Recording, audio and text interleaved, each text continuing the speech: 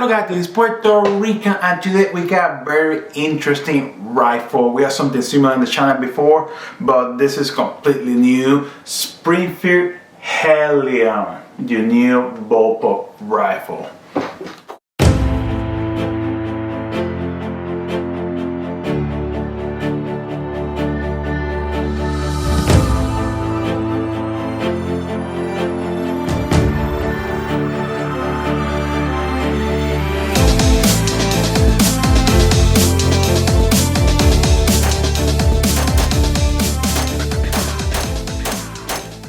Welcome back guys. Here we have the Springfield Hellion. This is gonna be a bullpup action that we haven't discussed on this channel before. We talked about the EW or IWI tabor before, which is a similar kind of style rifle, but they're completely different. The Springfield Hellion is being used by Croatian armed forces out in Croatia and Afghanistan, Iraq, and some other places. So it's very well proven, and if people like that are using it, it means it's somewhat reliable. It passed some military trials and all of that. So off the bat, this is a great rifle. So when we talk about Bullpup, it's just the style of the rifle. As you can see right here, the handle or the grip is all the way on the front. You have your magazine in the back right here. All the controls are everywhere. Your safety, bolt release, your magazine release, everything is in a different spot. And your barrel, instead of being all the way in the front, it goes from the tip all the way back here where the bolt releases that bullet. If we compare it to the AR-15, which for the most part we are familiar with, you're gonna have your grip in the back, your magazine here. Your controls are very familiar, very similar for the most part of the AR, and that's the rifle we use the most in America or United States. Let's talk a little bit about the ergonomics, about all the control, where everything is at. Like I just mentioned, the grip is gonna be all the way forward. The magazine is behind it, of course, that's why the grip is forward. Right here, magazine is back here, and you're gonna have your ejection port all back. Something to mention before we keep going, this rifle is fully ambidextrous. Your safety and fire is gonna be on both sides. Your ejection port can be on either side. You have to adjust it by changing some parts around. Your magazine release, your bolt release, everything can be action from both sides. Therefore, the rifle is fully ambidextrous. If we start from the back, we're gonna have your stock. Something that we have on this rifle, we don't have many bullpup, is that it's adjustable. You don't have that much to play with,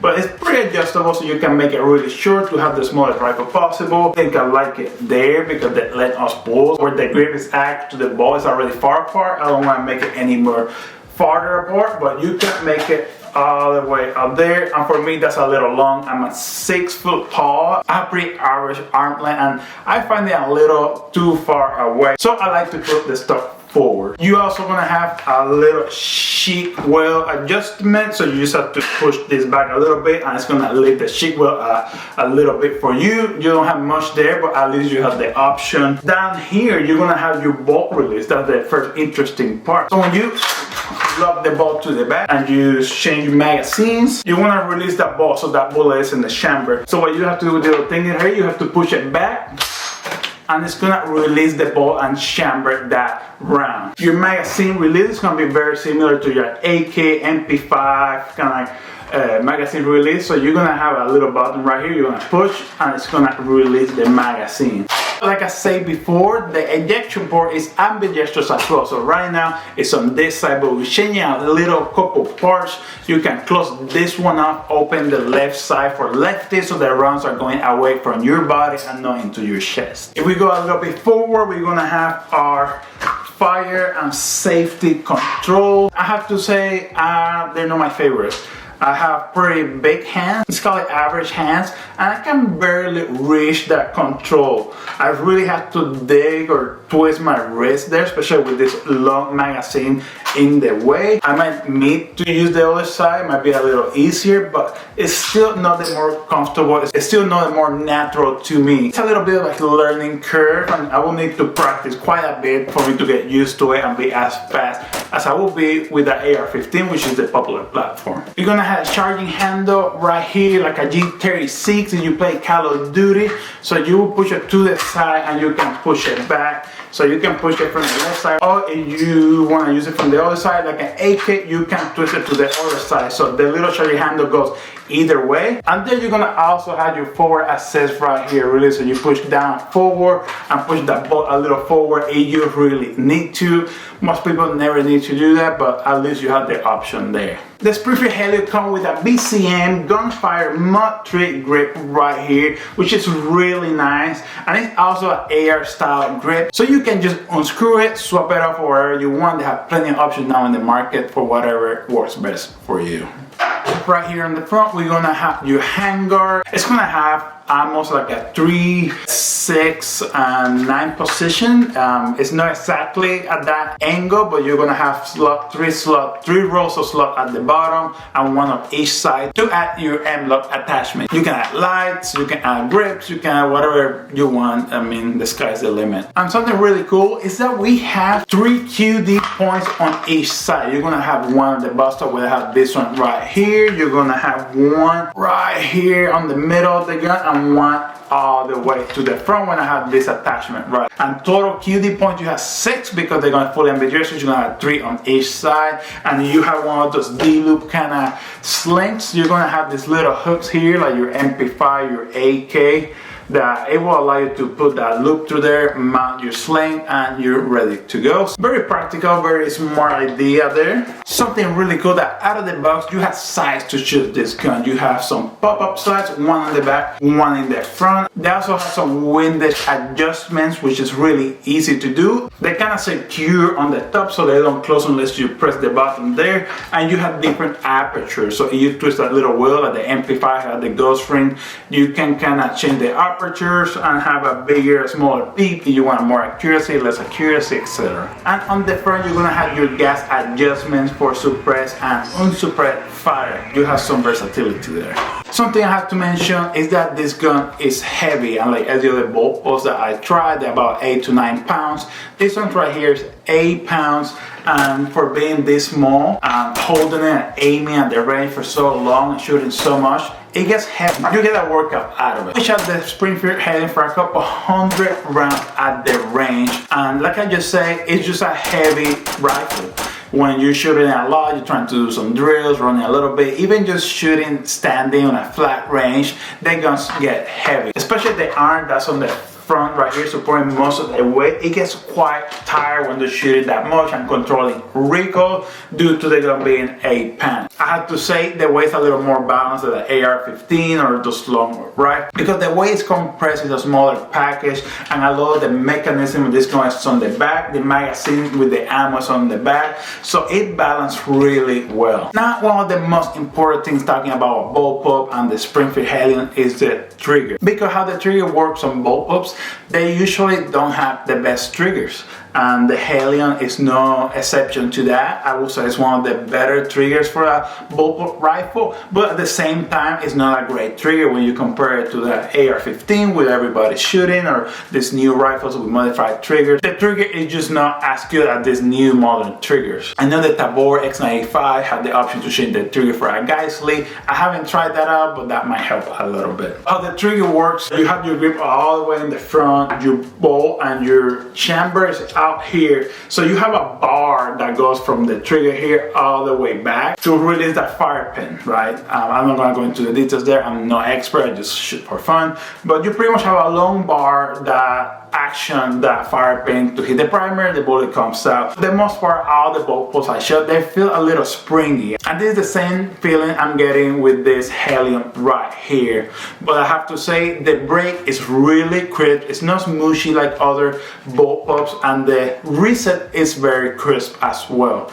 The only issue I have is that the travel and the reset when they push your trigger forward is quite long. It's just the nature of shooting a Bullpup. You have like a little wall there, then you keep going a long distance there, and then you press, and you have a little wall, and you see that, but I have a little break, then it breaks really quick. We're gonna do it again. We got a little wall there, long travel, another wall, and break. So I have pretty much 3 walls, a lot of travel, and it doesn't feel the best. Now we're gonna do simulate the reset here. So travel, travel, travel, travel.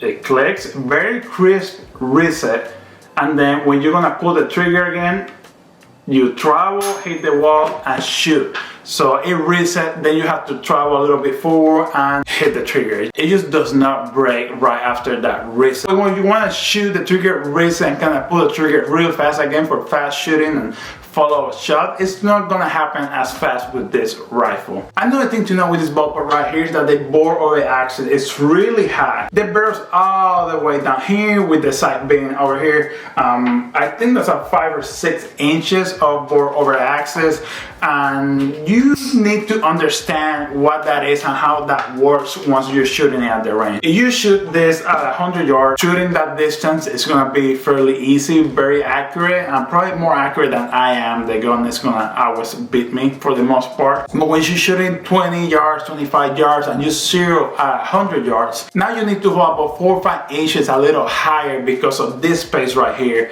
The bullet haven't had a chance to converge with the sight like it's doing at 100 yards when you zero the rifle. So you need to train, you need to understand what's going on. Like I just mentioned, shooting this rifle at 100 yards where it was zero, it is very accurate. We had no issues with it, and it's probably more accurate than I am. So a couple of the final thoughts that we have right here is that you need to train. You need to get used to it. If you're shooting this for self-defense, you have it on your car, you have it on your house, and you want to use it, you need to train. This is not your common manual arm that you have on your AR-15. All the controls are in other places, so you want to train. You want to get used to it. You want to do reloads with the magazine so you can understand where the controls are at. You get used to that action. You need to get used to the magazines on the back. Sometimes when you want to move certain way, you just hit your forearm. Bore over axis is very high, so you need to practice your bore over axis. Know where your serious hitting. Know your holdover when you're shooting closer distances. It's a learning curve, and you need to practice. You want to really use this rifle. Good thing about Bullpups, they're shorter. They're smaller than the AR-15. You can pack it in some bigger bags where you cannot do with the AR-15. You don't have a folding stock. It's still a rifle. It's not an SBR because the barrel is over 16 inches. There's some benefits to it when you're indoors. You have a compact rifle that you can use for self-defense. Even though that this rifle is smaller, it is heavy. Besides training with it, you probably want to go to the gym so you can carry this rifle for a couple of hours. It's gonna be a workout, it's gonna be hard, you're gonna be sore the next day, you're just shooting it once a month, once every couple of months. I mentioned this before, but even though it's heavier, the rifle is still more balanced. All the way out is in the back, so it's easy to have it close to your body. AR-15 is all in the front. At the end of the day, it's preference. If you train with it, you're comfortable with it, you're proficient with it, you can hit your target fast, accurate, reliable. It's just preference. And the recoil was very smooth. I'm not gonna lie, all that weight I think helped a lot, but recoil was very smooth. We were able to do somewhat fast follow shots. We were able to do some drills. We were able to shoot. We had a blast with this rifle, and we love it. My personal opinion, I would say you have the chance, go to the range and shoot it, have fun with it. It's a little pricey. The MSRP is about $2,000, which is like a higher-end AR. It's not gonna be cheap, but it's a rifle that's very fun to shoot. It's something you can add to your save that you don't have before. It's something that you're gonna have a blast with it. The rifle also comes in 3 different models. You have a 16-inch, 18-inch, 20-inch for longer range, I'm assuming.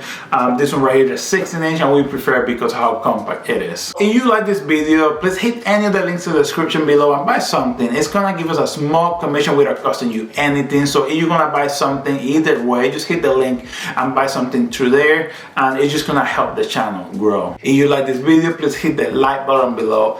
Please subscribe, and see you till next time.